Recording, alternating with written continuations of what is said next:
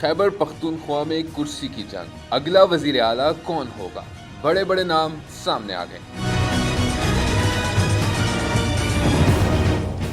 8 فروری کو ہونے والے عام انتخابات میں خیبر پختونخوا اسمبلی میں پی ٹی آئی کے حمایت یافتہ آزاد امیدواروں نے واضح برتری حاصل کر لی، جس کے بعد صوبے میں تیسری بار پی ٹی آئی کی حکومت بننے کے امکانات واضح ہو گئے۔ وزیر اعلیٰ کے امیدوار کے لیے اندرون خانہ مشاورت اور لابنگ کا سلسلہ بھی شروع ہو گیا ہے۔